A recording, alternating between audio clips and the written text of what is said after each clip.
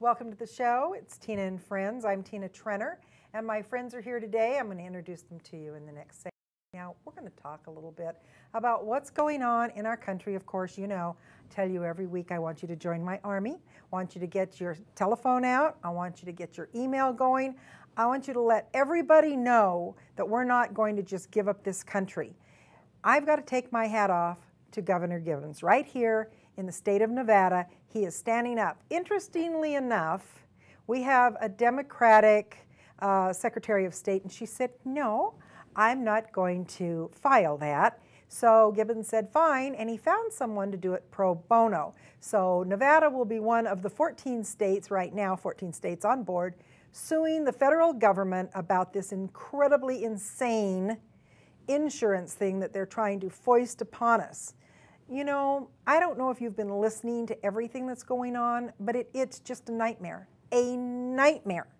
And to top it off, it's not bad enough that they're going to be taxing people, that they're saying they're not, but they've got all kinds of other ideas that are in this. But one of the things that really bothered me the most is they're going to have I don't know how to explain it. It's like a little army of, I think we talked about this on last week's show, a little army of medical personnel that are going to be able to go out and in case of an emergency and do what?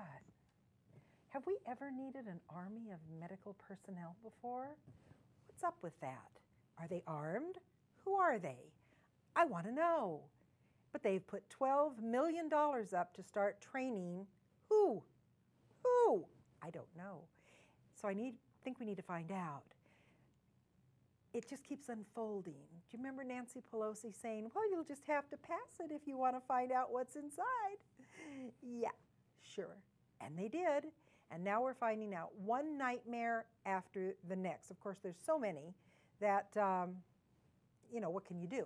You just keep reading and reading. What we have to do is get this thing killed, however that is. Hopefully the states will be successful. Interesting to listen to the lawyers, too. Of course, we have a lawyer on this show, so he's already told me that he thinks it's not going to work when they're going to federal court. I mean, the Supreme Court. On the other hand, there's a whole bunch of people that think they will, and I'm not a lawyer, but I want them to win, be successful. It's an interesting series of events. Today we hear that Obama has told Israel to stop building and that there will be a Palestinian state.